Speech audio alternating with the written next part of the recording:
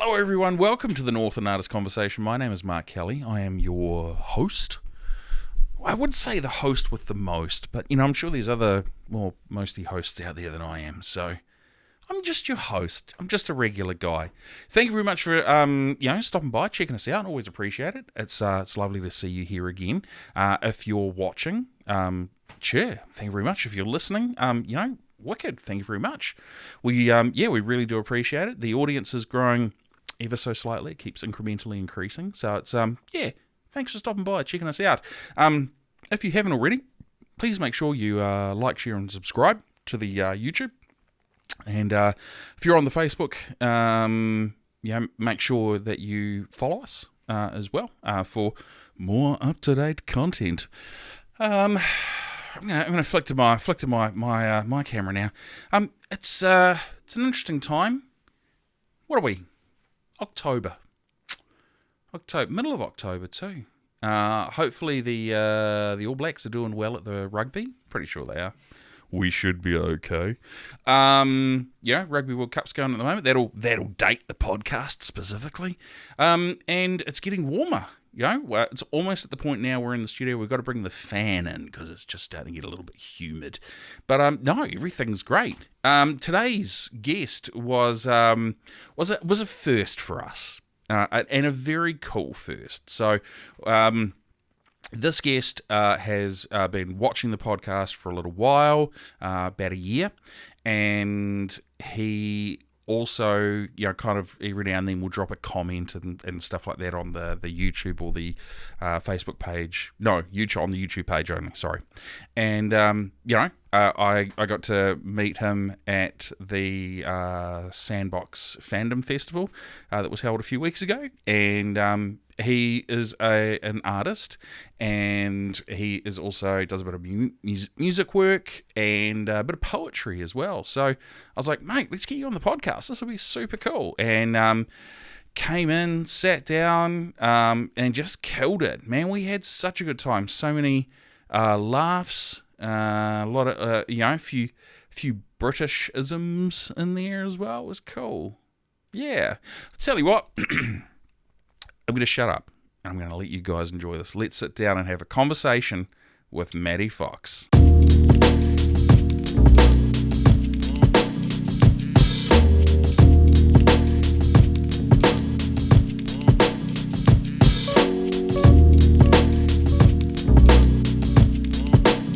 Oh, yes, good man. Yeah. Good man. Okay, so... Mattyfox, welcome to the Northland Artists Conversation. Thank you very much for coming on, man. I really do appreciate it. Thank you for having me. This is really cool because you are a long-time fan. Yeah, well, I mean, I wouldn't say long time. I mean, I've been following you for about almost a year now. Yeah, wow. I found you later in 2022. Yeah. Whenever that episode with Ashley came out. Oh, Ash Ellis, yeah. Yeah, like the first one you did. Whenever that came out is how I found you. Okay. And I've been watching ever since. Wow, so that'd actually be around this time last year. Wow, yeah. So you've been, and it's cool because like every now and then I'll see like you'll throw a comment up on, the YouTube. Yeah. And then, obviously, we actually got to meet at the Sandbox Fandom Festival. Yeah. Which was cool. And as soon as I realised who you were, it was important for me to get you on. Because it's like, oh, you're a fan. Yeah. But you're also an artist. Well, not also that you are the artist. That's the most important thing. The fact that you're a podcast supporter is nice, but not essential. Yeah. So... you've got some bits and pieces with you here today. Yes. I'm looking forward to sort of touching base on that. That'll be great. Yeah, when do you want me to grab that? We'll get to it. Okay. We'll get to it. I guess what I want to do is you're a very unique person and a unique personality. I really appreciate that. You're welcome. So what I'd like to do is I'd like to take this opportunity to learn more about you. So yeah, as most episodes should be. Yeah, because that's what we're doing, right? We're here to find out about the person now. Yeah, pick my brain, please. Excellent. So I'm just going to dive on in. Yeah, to the and brain space. yeah, just don't go in the deep end. It's very very it's very very Chaotic, dark. dark. Okay, we'll start in the shallows. Yes. Yes. So, first question I always like to sort of go with is, what do you remember about growing up in your house and creativity and things like that? What was it like for you? Well, yeah, that's a very very Yeah, you grab it. yeah, that's a very I can't say that answer without being too full of shit, but Wow, okay. I can definitely say that from what I remember is that my passion or whatever I get into, my parents supported it no matter what. Okay. So I was always it started with a small little thing I wanted to do. Okay. And then it sort of evolved into multiple things and until I got here. Do you remember what it was that kind of started it off? Yeah. It depends on which thing you're talking about, whether it be my drawings, my pieces, or my music, or my love for film. That all started for me at the ripe age of 5. 5? Yeah. Was there one thing that kind of came first and then it sort of snowballed from there? Well, it's hard to really put my finger on it, but I can definitely tell you that when I was growing up, I was diagnosed with autism. Okay. Or Asperger's syndrome, ASD, whichever you want to call it. I call it ASD for short. And at the time, I didn't know what that meant, but I struggled with behavioral stuff. But it wouldn't be like ADHD where it's like, yeah, like it would be. I'm sorry, how did that go again? Oh, just, yeah. That was awesome. He's going to have a cough. Yeah, sorry. Sorry. So cool. But no, mine was more like I didn't talk. Sometimes I would go for quite a while without talking, and I thought that was just normal. Right, And okay. if I didn't want to talk to people, I would just say, please, I don't feel like talking. Right, okay. And I would spend my time drawing and writing fictional made-up stories. The primary school teachers, who I need to add, were very, very nice to me, and they believed in me all the way. They noticed I excelled a lot at both art and also creative writing. Oh, wow, okay. I didn't like math and Yeah. most things like that.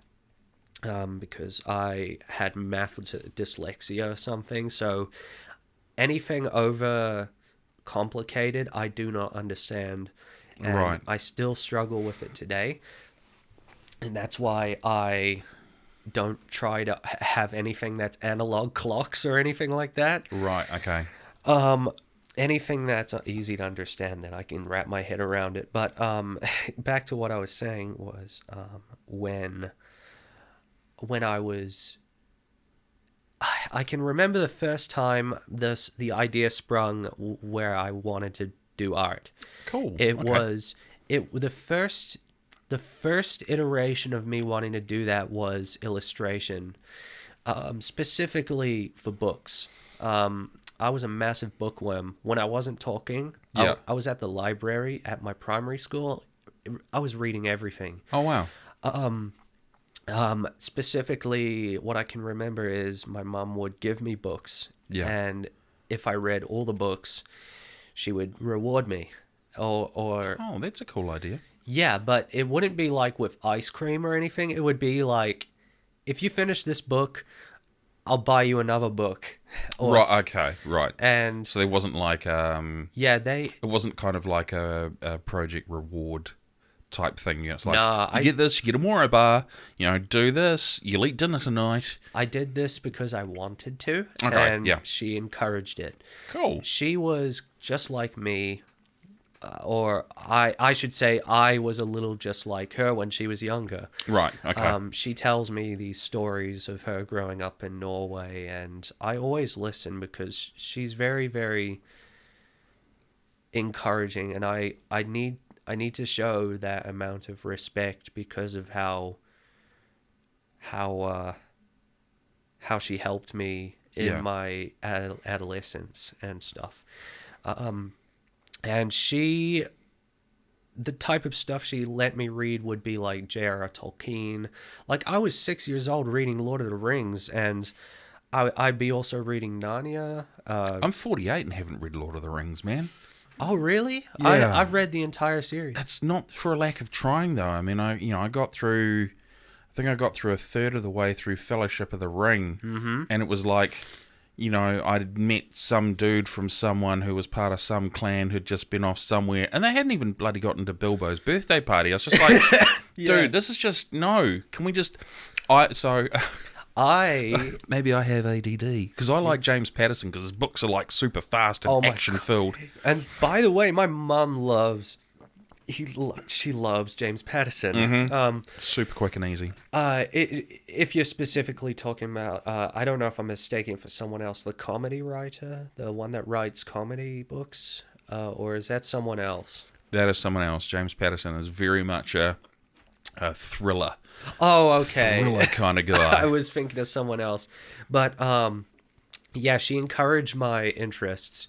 And, cool. And growing up, I obviously, Lord of the Rings, The Hobbit, Harry Potter, and Narnia, you name it. And what I liked wasn't just the writing, but also the pictures. And no, I'm not that one kid that's like, how can you read this? There's no pictures.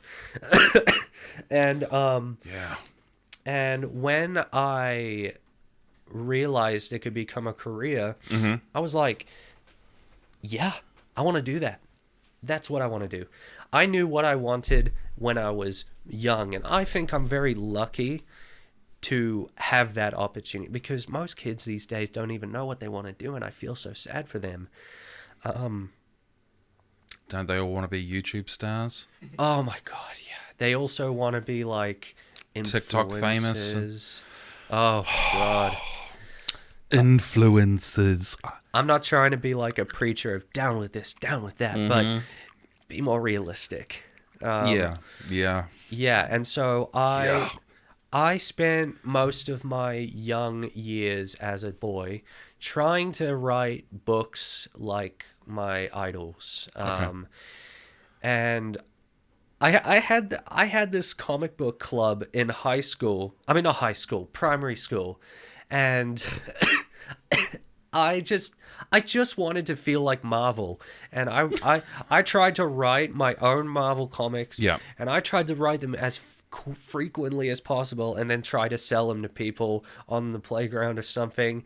And I would do it all in the library on a round table with my friends, and we'd all be shooting ideas off each other. But deep down, I just thought, like, I'm forcing them into this, and they just don't really know how to say no, do they? Yeah. But I couldn't read the room at the time, so... Well, yeah. And I mean, that's obviously the challenge. So we've had a few interesting guests. We've had Shane Evans, who was at Sandbox. Well, he wasn't. His Art of Evans was. And he's been on a couple of times. He's an illustrator and comic book writer. Yeah.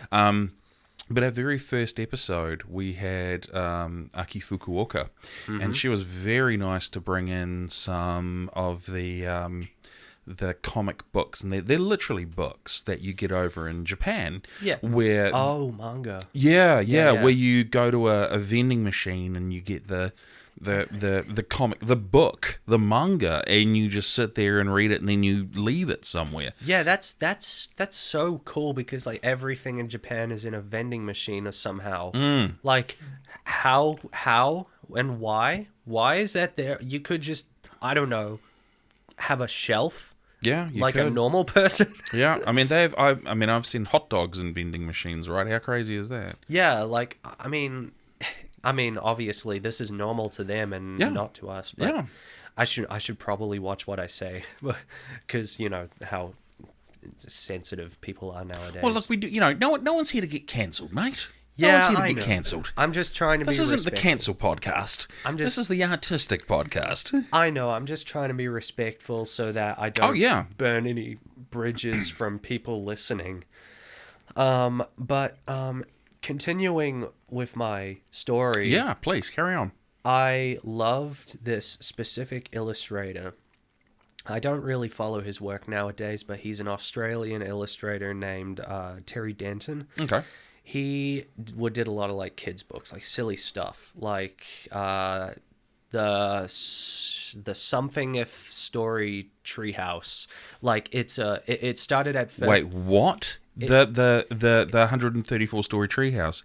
It started. My son reads those. It started at 13, and then they add 13 stories in every volume, and I don't know what number they're at now, but I read that 100 and something, yeah. Yeah, when I was younger, guess what? It was at 36 stories when I was younger. Okay. It's still going. It is. And I don't even read it anymore. Like 148 or something stupid like that. I hate growing up. That's another thing. Unfortunately, growing up is inevitable. If that wasn't a thing, I'd probably still be in my mid-20s. Yeah, like I still feel like I have the mind of a child just piloting an adult mech robot, because I don't feel like an adult, but people tell me I am. I'm like, am I? Am I? Am I really, I though? don't believe you. Yeah. I still feel like playing with Legos, so Yes. I don't get it. And but yeah, enough with that. But like, No, this is great. Yeah. This is awesome, dude. Yes, I 100% get what you're saying. Yeah. Absolutely. You feel like you're a kid, and it's like, Pacific Rim. You're kind of piloting this adult mech, and you're like, I don't know what the fuck I'm meant to be doing. Yeah, it's like imposter. I feel like an imposter. But yeah, continuing. Terry Denton, I loved his work because he would illustrate while his friend Andy Griffins, he would write the Andy Griffith, yeah. Yeah, he would write the story. Yeah. And he would do the pictures, and not trying to mix it between Andy Griffiths and the Andy Griffiths show. It's not related. No. My grandparents thought it was. Oh, that's priceless. Yeah, and when I was younger, I just was like, oh, this can become a career. I want to do that. And so I tried writing books, and it never worked because of how the type of books I wanted to make were so big. Yeah. And the commitment is so hard. I completely underestimated how making a book is. I thought, oh, this is easy. Yeah, no, it's yeah. not. It's No. not. So much meticulous planning, so much meticulous like drawing and writing. And when you're a one-man band, it's like you're on your own. This is going to take years. And so Yeah. I needed to find a new direction. Okay. When did you sort of figure this out? Well, when I knew when I wanted to write Yeah. books, it was at 6. Okay. But as I grew up, I was like, I need to do more than one thing because I don't feel like this is going to fulfill me in every point of the way. So Right, like, okay. so like if I do one thing, I'd probably go insane. I need to stimulate myself and do Multiple things. multiple things that Yeah. make me happy. And when you challenge your brain to do multiple shit, it becomes more and more like muscle memory, you might say. Well, you're kind of exercising that brain, right? And Yeah. as opposed to just being like, well, I'm going to do this one thing for the rest of my life, Yeah. and I'm going to do this one thing. I'm going to be really good at it, but I'm only going to do one thing. Yeah. Whereas if you do multiple things, you get the opportunity to, kind of be good at different bits and pieces, right? Yeah. But and every outlet gives you a different feeling. yeah, and it's not necessarily the possibility of I mean, yes, I do consider this next point, but I do, like, obviously, there's a possibility where if you do one thing, it just might not work out ever. So, Yeah. but I don't do it necessarily thinking, oh, this will never work out. I do it because, oh, this is insane. I can't do this every single day of my life. I want to do more than one thing. Like, Yeah. and I put examples around like Johnny Depp, for example. Like, holy crap, have you seen that guy? He acts. Yes. He directs his own movies sometimes. Sometimes, yeah. And he's in a band. Yeah. He's in a band with Alice Cooper and Joe Perry of Aerosmith. Yeah. I believe he's also a photographer and a painter as well. Yeah, he's a painter. Yeah, wine collector. So, yeah. Oh, wine collector. Yeah, well, he drinks a lot of wine, so he has to collect it, right? Oh, probably, yeah.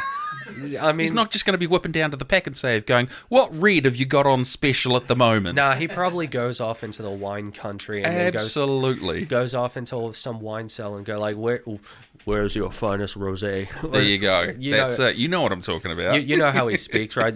Your rosé. Like he doesn't speak American, but he speaks like a mix between the two, English and American, like UK accent, like. Where's your finest rosé? Where's all the rum? Yeah. Where's all the rum gone? Now, I guess the question I have for you. So I remember what it was like for high school myself. Oh, you're right. As a creative person, right? I went to an all boys school. Same.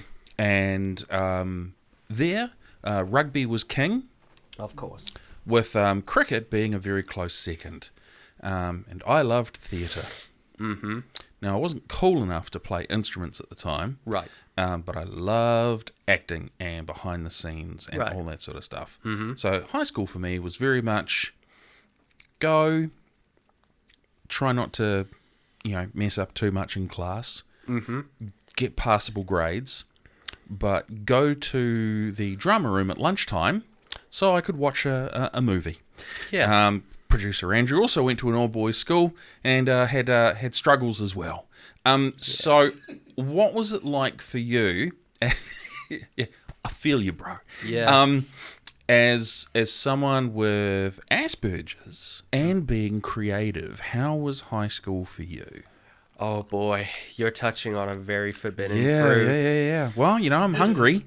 Well, So let's snack on this fruit, shall we? you've been warned. Okay, warning content. Warning. Is this a trigger warning? Is that what the young kids say nowadays? Well, yes, if you can consider that I was called some certain names that I probably shouldn't say. Let's just be, Okay. yeah. So, where Excuse me. do I start? Year 9 was awful, and obviously, my parents are probably going to be watching this, so I'm going to be as vague as possible. As diplomatic. Yeah, that I can not embarrass them.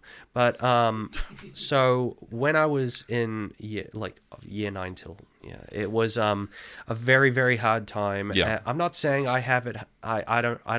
I'm sure people have it much worse. But for me, I wanted friends, real friends. I wanted respect from people, because in intermediate school, I was walked all over by everybody, including the teachers. They made me feel less of a person. They made me feel like I was lesser, like they talked down to me. Yeah. Obviously, I'm young, and that's what happens, but they literally undermined my willingness, Confidence and self-esteem. confidence. Yes, and so I told you before we started the interview that I tried music. Yeah. That might have not happened if that might not have happened if I didn't decide to try again, because Oh, wow. in music class in intermediate school, I was really, really struggling, and the teacher didn't make it better. Okay. Can right. I say his name? Because he's retired. What's it? Yeah. Hang on. Is the teacher from Whangarei? Yes. Okay. Let's just say the teacher. Can I call him Mr. K? Sure. Yeah. Let's go. Mr. K's fine. Mr. K, you know who you are. Wow. Staring straight down the camera as well. We're going to have to cut to that shot. Okay, I'm sorry. You're fine. Okay, so he said some things, and he noticed that I was switching instruments every second. My mind was racing all the time because I didn't know how to play instruments at the time. I wanted to be a pianist, Don't you dare think what I said pianist. Funny, haha. But sorry, sorry. I wanted to play the piano. Yeah. And I also wanted to play guitar, and at the same time, I was like, maybe drums would be dope. And I tried. Drums is dope. Yeah, and I tried some of them, and some of them just weren't feeling right for me, especially drums. No disrespect to other drummers out there. I have so much respect for you guys. That's stamina. But oh my God, he took me to the side, and instead of helping me or encouraging me, he said, "You have a system, and your system is shit, and you will never own up to anything." Wow. At least that's what I think he said, and that crushed me. I left the class crying and bawling my eyes out, and he was there mocking me and saying, "Oh, you're gonna go home to your mummy," and blah blah blah. And I didn't know what to do, and so I just took it, and taking it just made the scar bigger. I don't have that scar anymore. It's healed. Okay, good. Because look at me now, baby. I'm on here, baby. Yeah, exactly. Hello, baby. Friggin' what's his name? Austin Powers. Yeah, absolutely. Oh yeah, baby. Rock and roll. He destroyed my confidence for the next few years. Yeah. And I left with so much wounds from people just destroying me. And the system there was terrible too. Like, if you got in trouble, they send you to the office. Yeah. And instead of going to the detention room, you just sign a slip going like, "What'd you do?" Blah, blah, blah. "I did this." "Will you do it again?" "Maybe." And then you'd give it back and then leave. Yeah. No one learns anything. And I was like, how does that work? It doesn't. And but I knew they were wrong, and so I always kept my heart on my sleeve. And I'm like, I'm gonna take a break from this, but I know what I want. But I'm gonna go with my gut and just take a little break and just focus on my studies. Northland Artists Conversation is proud to support 116. 116 are located on Bank Street in Whangarei, and an amazing venue that you can actually hire. If you're looking to hold an event or looking to hire a venue for a special occasion, 116 on Bank Street are an absolutely fantastic place. You can simply contact them via email off their website or through Facebook as well. 116 have had such amazing events in the past as the Whangarei Fringe Festival, and they've also held the Plunge pop culture convention there as well. They also have local artists that also put performances on, as well as incoming artists that come into the region as well and want to be able to do things like have plays or perform music or any of those sorts of cool things. 116 are also home to the amazing Beagle radio station as well, which is a local initiative that is all set up with some very, very talented people that actually love what they do, and they do it all for free. So it's very, very cool. So 116 on Bank Street, proudly supported by the Northland Artists Conversation. So intermediate sounds kind of like it was the starting point for some of the challenges that were to flow through to the high school period, right? Mm-hmm. Yep, you got that right. Now I know how hard it was for me, and I'm I'll be honest, I'm only a couple of years older than you. 48. Oh yeah, you 48, yeah. I didn't notice. Thank you kindly. It's the grey in the beard. So I mean I know how hard it was for me in high school, and I know how crap it was. Not crap all the time. I do remember good times. Like, I remember having some, good quality mates and stuff like that. But oh yeah, mine was different. Yeah, we had a very different experience. But then also in saying that, man, schooling in general, from when I went to when you went, are vastly different. I didn't have a mobile phone. Yeah. None of that sort of technology stuff at all. You know, if I wanted to call up a mate, I'd have to ask Mum if I could use the phone. I'd lift up the phone off the handset, and if I wanted to have a private call, I'd have to go as far as the cord would allow me. Let me guess, was it one of those phones that had the little like thing that you put up to your ear and you go, "Hello, concern operator"? Wow, I am not that old, but thank you for making me feel that way. No, I had the one where you'd lift the handset off, and Hello, you had, operator. no, operators were gone. Get me onto the Prime Minister. You. It's okay. I can take a good mocking every now and then, but it was the rotary sorry. phone. You're I'm not. sorry. You don't have to be. Yeah. I take the piss out of guests all the time. It's nice to receive some back for once. I have a bit of a fascination with old things in general, so because some of the things I see in film and stuff that I'm like, why did I never have that when I was younger? Because when I was younger, I believed there was no color until color. Like you know those 1960s films with color? Yeah. I mean, no color? Yeah. I believed that because reality had no color until TV had color. I thought that the no color on a film was their reality and that they were colorless. It's okay. I handed my son a cassette, and he didn't know what to do with it. Oh, He really? didn't know what it was. My son's not even 12, so okay. fair play. But, you know, it's like I had cassettes growing up. Yes, You know. I mean I had a little bit, but they weren't really mine. No. You were the CD digital download. Oh, sorry. I was born in 2004. All right, now I feel really old. So you're you're around the time of illegal downloading. You're around the Yes. time of LimeWire. Oh, Napster. Yeah, Napster. Thank you. That's what I was thinking of.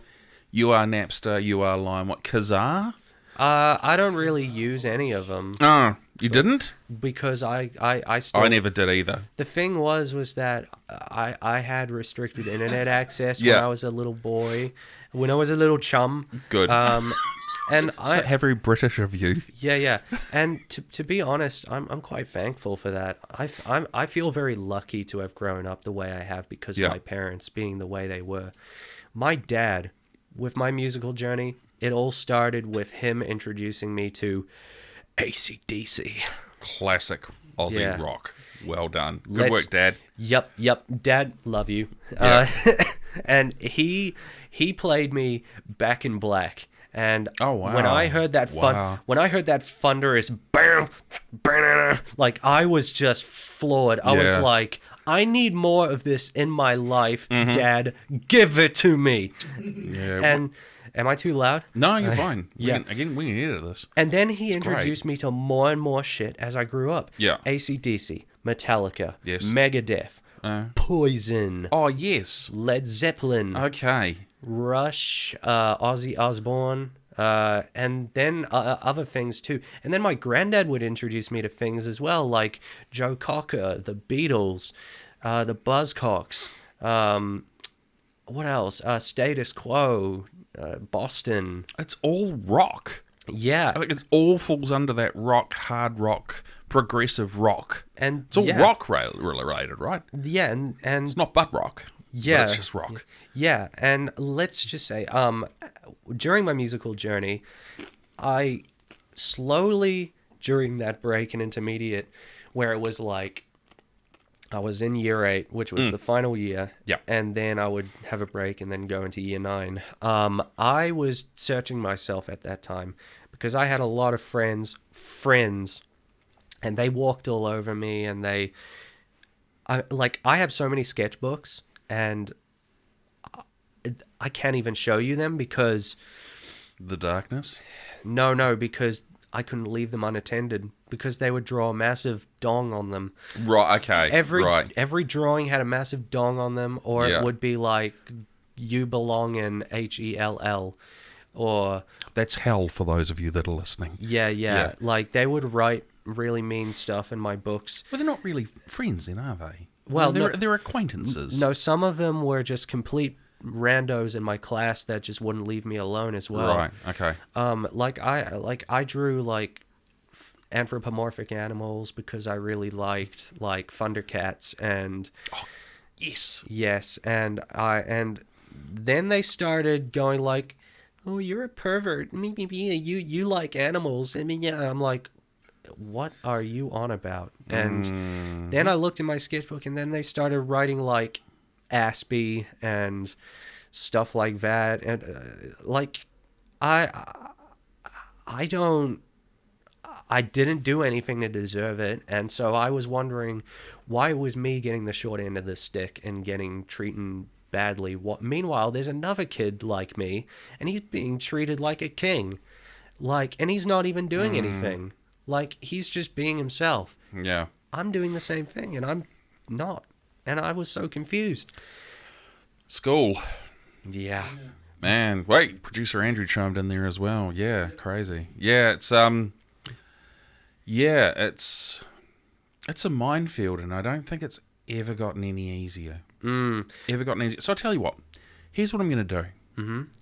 Let's skip over Yeah. a lot of high school. I would love to just like get into the positive notes. Let's do that. Let's say this. I think we can both agree. Well, actually, all three of us, producer Andrew included, high school was shit. Yes.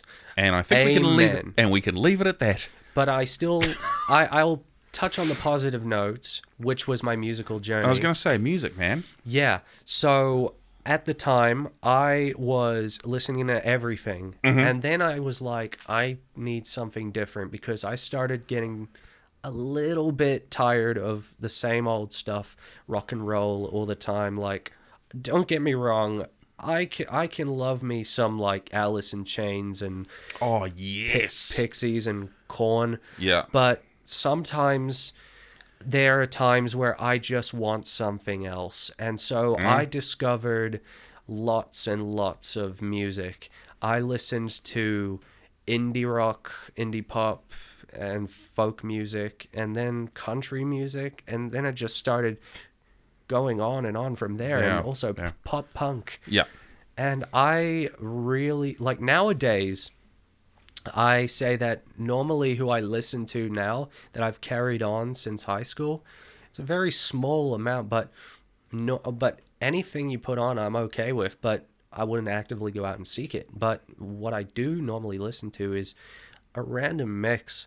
I go to the CD shop, Vine Street Vinyl. I'm just plugging them in because they're a small business, and I'd love to... Oh, that's in the cake shop, yeah? Yes. Yeah. Across the road from Brightheart, there's the cake shop. But if you go through the cake shop and upstairs, there's the vinyl section, right? Yeah, I'm a bit of a record freak, so I would go there, and whatever ounce of like pocket money I could get, I would buy anything I could find. Yeah.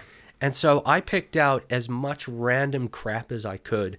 Not calling it crap as in like, I mean like as in like random artists. Yeah. And so I discovered things from just buying things and going in blindly. Yeah. And I found Paul Simon, yes. Prince, Bob Dylan, and Bob Dylan is a legend. Absolutely. I love his poetry. Well, he's Bob Dylan, isn't he? Yeah, I love his poetry. He inspired me to try a different style that wasn't rock. He made me pick up the acoustic guitar and play harmonica at the same time. Oh, wow. I do that sometimes, but most of the time it's electric. But sometimes I will write like acoustic stuff. And so I started getting into him, and then Sinead O'Connor, like rest in peace. Rest in peace. And the Pogues, like Irish folk. This is where it gets more and more random, because it's like, this is Irish music now, you can jig to. The Pogues, is that the band where the singer has like hardly any teeth and they're rotten? Yep. And he's like, yes, that's him. It's like a Christmas song or something like that, right? It's the Fairy Tale of New York featuring Kirsty MacColl. There we go. Yeah, and that helped me through a lot of tough times. It's a very, very happy song. Well, with a dark message, but it's a very, very happy song, and that really helped me in my times of trouble. And I will forever love Shane MacGowan for everything he's... Shane MacGowan, that's the guy. I will forever love Shane MacGowan. I consider him Irish Bob Dylan because of the stuff he wrote. Yeah. And It's a very big honor. this is another honor too. I drew a portrait of him once, and I Really? posted it on Twitter, and guess who saw it? He did. His wife. Oh, that's wicked, man. That's cool. She retweeted it, and she's so nice too. Yeah. Victoria Mary Clark. Okay. She follows me on Twitter. I don't know if she'll see it, but I doubt she will. She might do. But yeah, she's seen my stuff before, and I told her personally how much Shane meant to me, and she would send me hearts. Not really much messages, so I can't say I'm very close. Yeah. But it would be just like love hearts, or it would be like, oh, that's so cool, like telling her how much Shane's music helped me. Yeah.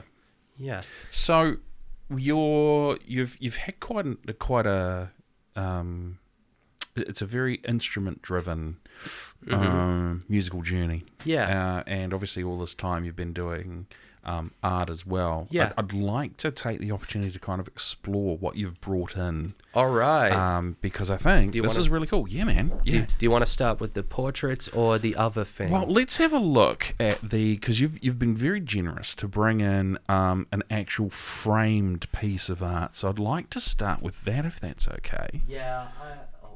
Can they hear me? No, you do need the microphone.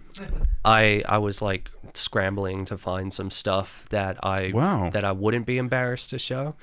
Because these were on sale at Fandom, eh?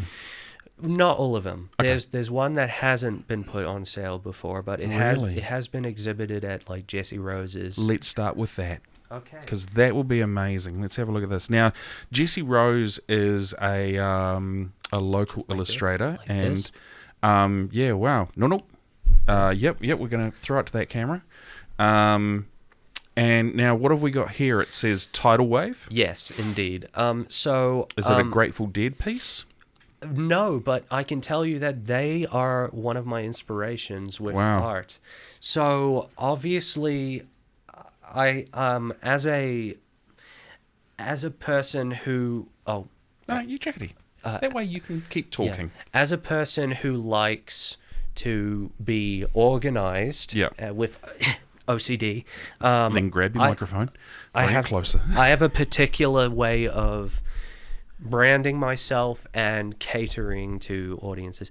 I would say that if I were to specifically pick two types of people as an audience, I would say I cater to Grateful Dead fans, like hippies, indie sleaze kids, and indie sleaze kids. Okay. Yeah, indie sleaze. So like the mid 2000s, like Vampire Weekend, The Strokes. Oh yes.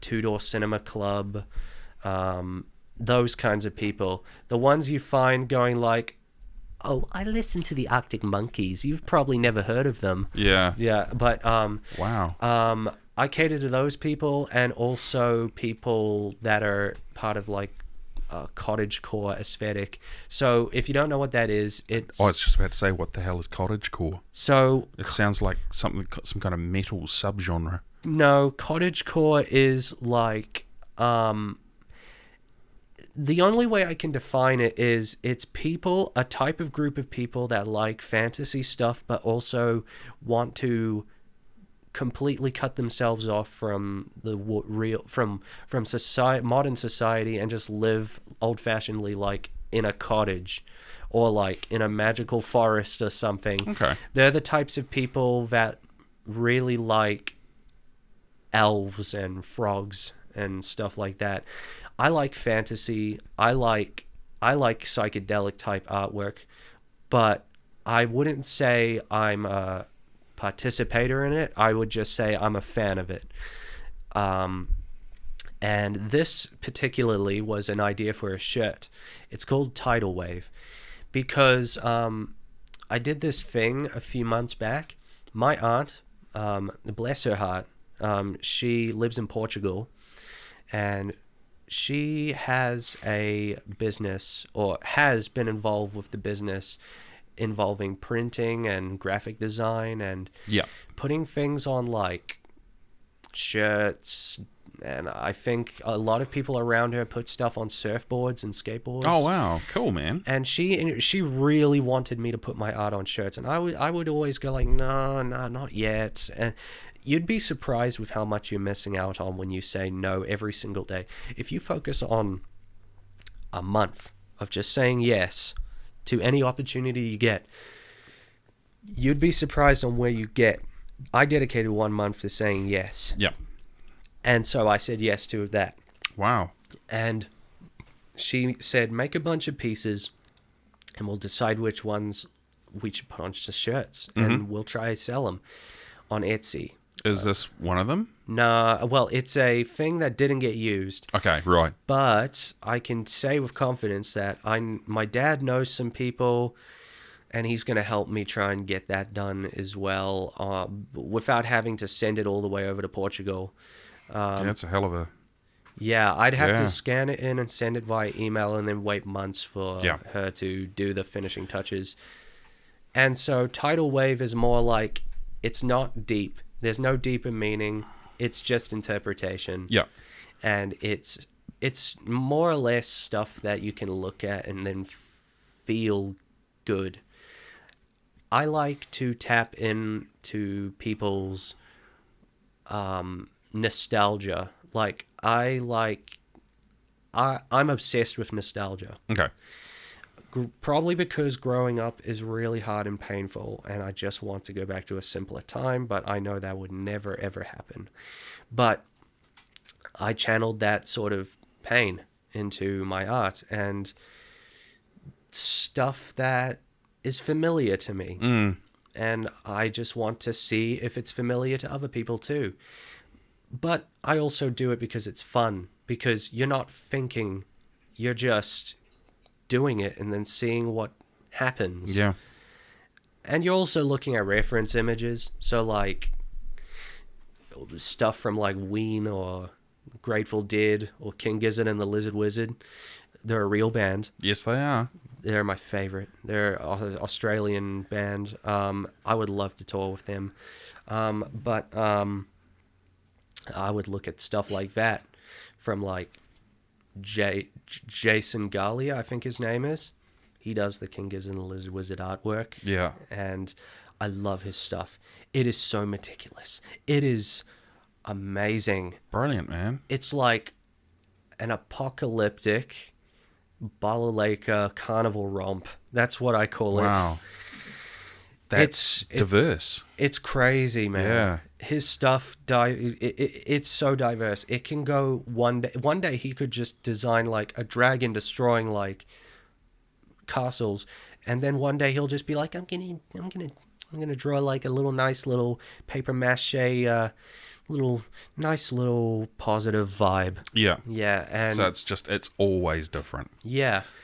So let's have a look at what else you've got, because these all, I love it when artists bring work in, because I tell you what, you grab one, I'll grab the other one. Okay. Okay. First, this is more like less of less that and less more psychedelic. This is more cottagecore. So Okay. like the cottagecore people will love this. All right, cottagecore. Or like the fantasy sort of geeks will like this. Oh wow, yeah. Yeah, I'm a big fan of Norse mythology, and because I'm Norwegian, so I look into my roots. Sorry, the price tag is still on it. I tried to sell it and it didn't sell. Seems fair and reasonable. Next exhibition I do, though, I will say this will be in stock. I will be trying to sell this. Nice. So And if anyone's interested, What's the other one we've got there? This one is obviously back to that kind of style. Yeah. It was the first thing I ever did. This one? Well, no. I mean, the first psychedelic type artwork I did. Yeah, cool. This was an experiment, and it just went so well. I was like, I'll make copies of this and then try and see if that sells. And if it sells well, I'll keep going in this direction. Brilliant. Let's have a look at it. Let's see what we've got here. So I made this last year, and I can only tell you how it was made and not what it means. It doesn't mean anything. It's just a description, or it describes how I felt at that time. So if you can't remember, last year last year's summer was so bloody hot, and I spent I'm gonna do the big reveal because I'm a bit shocked, and there we go. So it's Can you tell I am very? Can you tell people think I'm crazy? So when I was last year, that's out there, man. That's the shit of nightmares. Yeah. Last year, it was so bloody hot. I sleep in a shed, with a nice little cozy shed, but I would wake up in a boiling hot room because it's like tin, so like the heat just travels in, and there's no air conditioning, and the fan doesn't do much, and so I would wake up in hot saunas, and so I just was like, I can't do this. I had to go outside nearly every single day, and sometimes I wouldn't have shit to do. I would just be walking because I don't want to go home because my room is so hot. Yeah. And so I drew how it felt. You drew that to be in that heat wave. I think if it had a name, I would call it Heat Wave, or Heat Wave 2022. Yeah. And so it felt like my face was melting, and this was the only way I could describe it, or envision it. It's based entirely off feeling. Yeah. So I wasn't going off thinking. I was more like going off of feeling. So there wasn't a lot of thought process behind it. It was more like, what's the feeling process behind it? Like if it feels the way, like if I did a stroke around, like, and if it felt the way it should be, then just go with it. Yeah. And then see what happens from there. I can always go back and change it later. And that's the mindset I went into it with. And that's what came out of it. And I promise you, I do not participate in the consumption of magic mushrooms. Nope, I do not. I'll be honest, I saw that at the top. I was like, bro, that's some mushy shit going on right there. No, let me explain that. Yeah, please. I have a goal. Yes. And the goal is I want to make a production company called Toadstool Productions. The reason it's called that is because I want to do film, music, and just art stuff. Yeah. And I want to help people around this town, but only when I'm in a position where I don't have to worry about myself. Yeah, 100%. And so toadstools are my favorite plant. Okay. The way I see it is that there are two different ways you can see the mushroom. It is the fantasy, like, ooh, elves, fairies, pixies. But on the other side, it's psychedelic, drugs. Well, I kind of look at it and I go, well, it goes great with steak. Yeah. So food. Or just could it be the third one? Or you see it and you go, Mario. Mario. Yahoo! So, I mean, for those people that missed it, you had quite a big presence at Sandbox. I did? And it was night. Well, yeah, you had like a whole table. I mean, there were people that we've had on the podcast that had never even thought of putting themselves out there.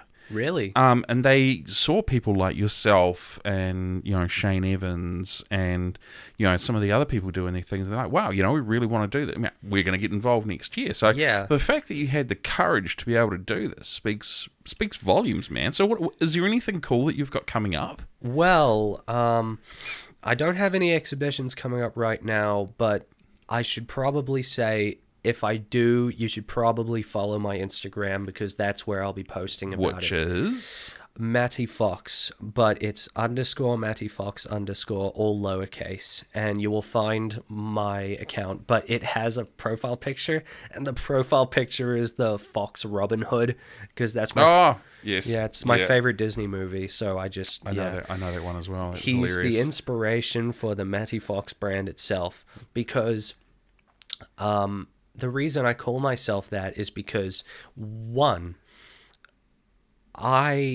my real name is really hard. Well, for some reason, everyone pronounces it wrong. And so if the teacher got it wrong, that would be my nickname for the rest of the year.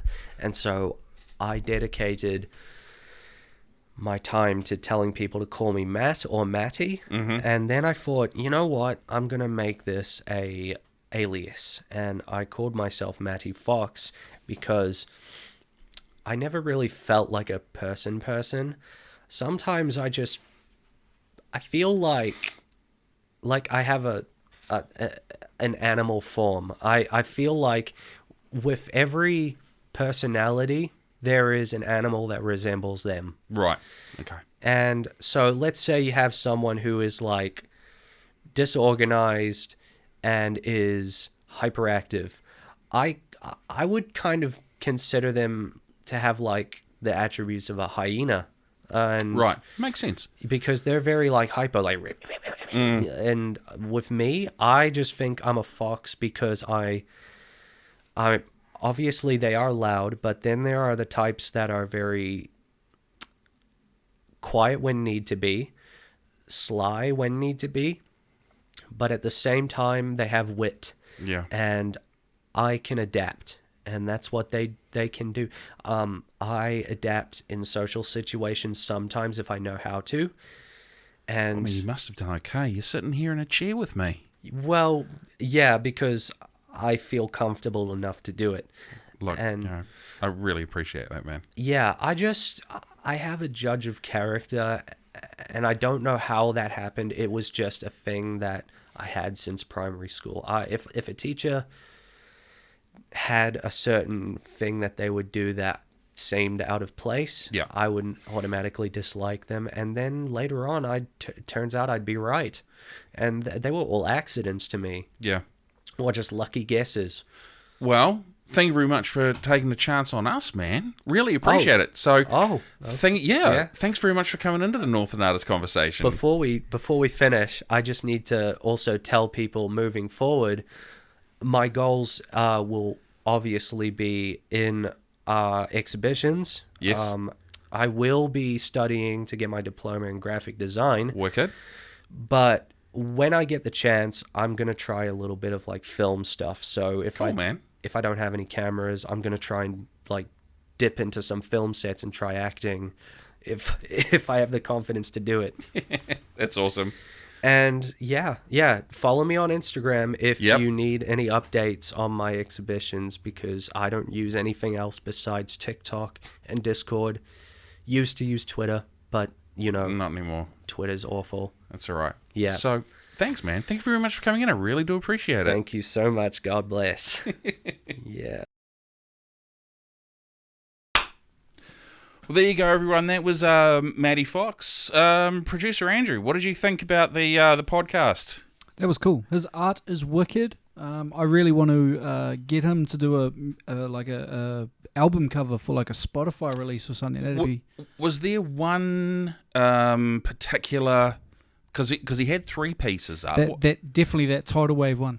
Yeah, and that was kind of the bigger one out of it. It was the one that what did he say? Looked like Grateful Dead. Yeah, and it definitely did. We'll try put a bigger rendition of it in there, but we can slap something up in the middle, can't we? For sure. Absolutely. So obviously this is a bit of a new thing on the podcast as well, as we've finally figured out how to include the person behind the mic as well. So this is very cool. It's just one of the many changes that we've got moving forward. So we're definitely looking at continuing this, just kind of something that's a little bit more novel, kind of cool. I'm going to flick to my camera now.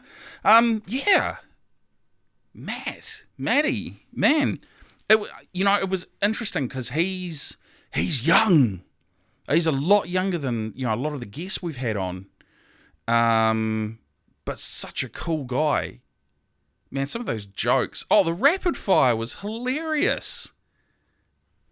This is the part where you talk, Producer Andrew. Oh, my bad. I'm just busy drawing things off camera. Yeah, you're just scribbling on shit is what you're doing. Yeah, you're gonna need to turn your phone or your headphones down a little bit on the intro and outro on our Yeah. on our rapid fire this week. Yes, especially the outro with his particular Metallica impression Indeed. that was done there, which was very cool. Yeah, kept it all in. Yep, we're leaving in as much as we can, which is great. What for you? What was the one thing you got out of it? I guess when he talked about school, I relate a lot. Yeah, same. It seems to be a similar journey for like musos and artists. They kind of misunderstood it those years. Yeah, when you should be running around climbing trees and breaking your arms or whatever, like I did. Or break both of them at the same time. Yeah. Scrape half your face off. Or, sorry, a bit dark there, but true story. Yeah. Yeah. I definitely related a lot to his experiences in high school because, I'm a couple of decades older than him, but it was like it not a lot. They say a lot's changed, but you listen to it and you go, well, actually maybe maybe not as much has changed as you think. Yeah, it's like me and my little brother. He's 10 years younger than me. Yeah, a little bit. Yeah, 10 years, and he went through a lot of the same shit that I went through, in the same scale, except this time you can't get away from it. No, because you got an online life as well. So yes, interesting times. The digital presence. So look, where can you, the listener or viewer, find out more about our podcast? Well, here we go. There's a few different places. I'm going to give you the video first. So for the video, you can find us on Facebook, Instagram, and YouTube, all Northland Artists Conversation. For audio, you can find us on Spotify, Apple Podcasts, and Google Podcasts. Again, Northland Artists Conversation. And if you are an artist, or if you know someone that's an artist and you think they might do really well in this setup, man, we'd love to have them on. We are also in the process of working through to be able to do remote podcasts as well. Excuse me for a second. We were going to be able to actually not have all the guests come to the studio because we've heard the feedback, and at petrol being almost it's over $3 a litre now, it's just not cost effective for people from Kirikiri or Dargaville or Kaikoui or Kaitaia or Carmo. Hey, what? To come and see us. So we're working very hard behind the scenes to be able to make that available as well. So if you are interested, please reach out to us. We would love to hear from you. And that email address is hello@northlandartistsconversation.co.nz. We try and keep it simple here. And if you would like to support the podcast, we would love your support. You can do that via the normal ways, which is YouTube, which is like, share, subscribe, or Facebook or Instagram, which is give us a heart, follow us, leave a comment, anything along those lines. We do appreciate it. The other way you can do it is by joining Patreon as well. Patreon is where you can donate a little bit of money each month to say, we really like what you guys are doing. We think it's really cool. And we've got two tiers of that. We've got the first tier, which is $5 a month, super cheap, less than a large cup of coffee or that energy drink or even that bottle of water sometimes. And what that does is that's just a way of saying, hey, we really like what you're doing. Thanks very much. Keep it up. Second tier we have is Coffee Addict, and that's $20 a month, so a little bit more expensive. But what you get out of that is you get to know who's coming up before anyone else does. You also get to ask any questions. So if there's a question you would like me to ask an artist, you simply just pop that in through the Patreon chat and I will ask the guest. And then you'll also get a shout out on the podcast as well, which is what I'm going to do now. So I'm going to thank Lauren Roach, who has been with us for a very long time. Thank you very much, Lauren. I really do appreciate it. Michael Boda. Michael, you are still and always will be the man. And we've also got Maggie Coco. Maggie, I know how busy you are, and I hope that your production with Nimi from a couple of weeks ago went really, really well. And the lovely Janet Purchase as well. Janet, you cannot wait for your book to come out. I think that's going to be absolutely amazing. So, where can you find Patreon if you want to join? Well, there's two ways. The first way you can do is you can go to Google, type in Patreon. That's Patreon. Go to the top right-hand corner, create an account, sign up and all those good things. Type in Northland Artists Conversation, pick the tier that you'd like to support, go from there. Second way you can find us, super easy. Open your web page, go to your browser and type in www.patreon.com/Northland Artists Conversation. Again, create an account, top right-hand corner, and then pick your tier. Bob's your uncle. It's super simple, really. I don't think I've missed anything. No, I don't think I have. All right, I'm going to go from my camera to the wide now. Now, producer Andrew, I guess, we're sort of leading up to that time of year where it's going to start getting a bit warmer. Yep. Summer's going to start coming into play. Yep. What do you think's on the cards for Northland creatives as we sort of move into the later part of the year? Hopefully some outdoor shows. Yes. Yes. Under that great Northland sunshine that we all missed out on last year. Definitely. But I'm really looking forward to it this year. Yeah, same. I mean, that whole 5 days of summer that we got this year was amazing. Yeah, no, that was the brief. Rain. Yeah, 5 days and 2 months of rain. And hurricanes. Well, cyclones. Same thing, I don't know. Yeah, Are they? Yeah. One spins one way, one spins the other or something. It'll be something trivial. Yeah, it'll be. Well, I'm sure to the people that have to live through the devastation, it's not trivial, but we'll just say it's probably... My bad. It's probably something that's going to be relatively easy to explain. Look, thank you very much, everyone, for sticking through us, checking out the Northland Artists Conversation. My name is Mark Kelly. Behind the camera is producer Andrew. And we will see you guys real soon.